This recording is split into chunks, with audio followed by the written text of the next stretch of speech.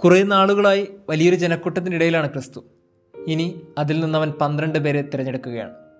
ഒത്തിരി നാളത്തെ ധ്യാനത്തിനും പ്രാർത്ഥനയ്ക്കും ശേഷമാണ് ക്രിസ്തു തിരഞ്ഞെടുപ്പ് നടത്തുന്നത്.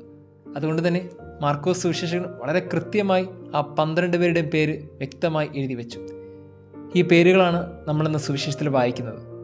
12 പേരെയും വളരെ കൃത്യമായ ഒരു ക്രോണോളജിക്കൽ ഓർഡറിലാണ് മാർക്കോസ് സുവിശേഷകൻ രേഖപ്പെടുത്തിയിരിക്കുന്നത്.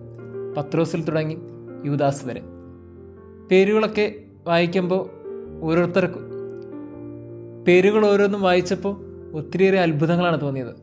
എന്തുമാത്രം കൃത്യതയോടെയാണ് സാധാരണ മനുഷ്യർ പിന്നീട് മനുഷ്യരെ പിടിക്കുന്നവരായത്. എന്തുമാത്രം നിഗൂഢതയാണ് ദൈവം ഇവരിൽ ഒളിപ്പിച്ചു വെച്ചത്. ഇവരുടെ കരങ്ങളിലൂടെയൊക്കെ എന്തുമാത്രം അത്ഭുതങ്ങളാണ് നടന്നത്.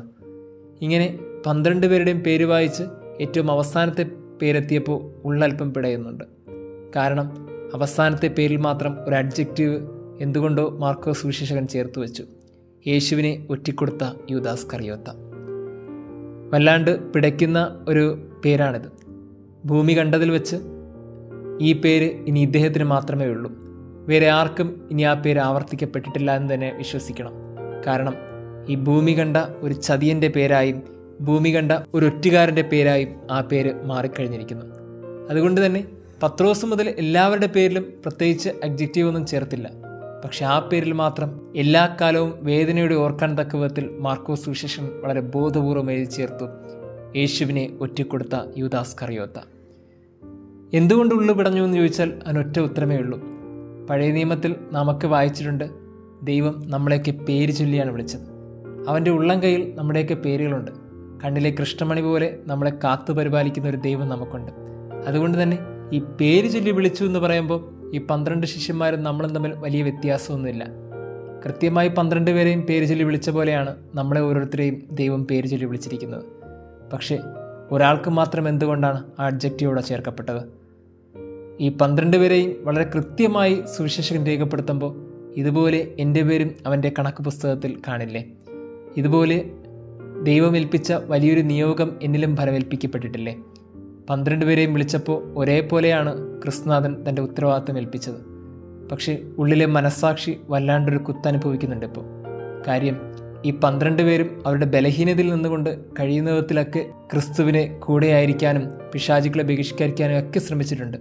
പക്ഷെ എവിടേക്കോ അവർ വീണുപോയി. പക്ഷേ വീഴ്ചയിൽ നിന്നൊക്കെ അവർ തിരിച്ചു വന്നു. പക്ഷേ ആ ഒരാൾക്ക് മാത്രം വരാൻ കഴിയാത്ത വിധത്തിൽ അയാൾ ആ ക്രിസ്തുവിൽ നിന്ന് പോയി.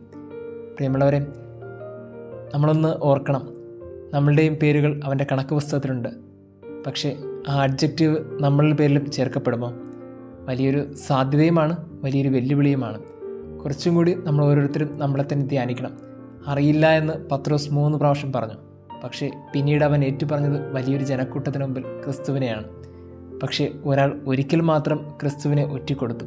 ആ ഒറ്റിക്കൊടുക്കൽ എന്നേക്കുമായുള്ളൊരു തൂക്കുകയറിനാണ് കാരണമായി തീർന്നത്. നമ്മെയും നാളെ ഈ ലോകം ഓർക്കും. ഓർക്കുന്ന സമയത്ത് നമ്മുടെ ഉത്തരവാദിത്തങ്ങൾ ക്രിസ്തുവിന് വേണ്ടി എന്തുമാത്രം നിയോഗിച്ചു, നമ്മുടെ ഉത്തരവാദിത്തങ്ങൾ എന്തുമാത്രം ക്രിസ്തുവിന് വേണ്ടി ചെയ്തു തീർത്തു.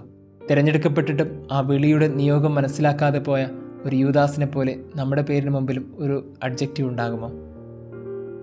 കുറച്ചും കൂടി നമ്മെ തന്നെ തിരിഞ്ഞു നോക്കാനുള്ള ഒരു ക്ഷണമാണ് ഇന്നത്തെ സുവിശേഷം.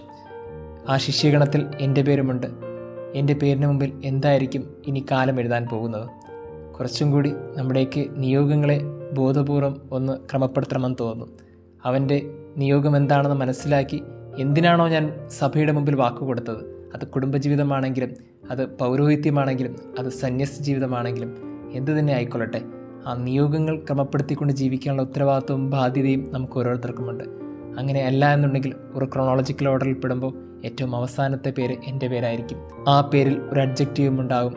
അത് എല്ലാ കാലവും വെറുപ്പോടെ നോക്കുന്ന ഒരു അഡ്ജക്റ്റീവായി മാറും. ദൈവം നമ്മെ അനുഗ്രഹിക്കട്ടെ.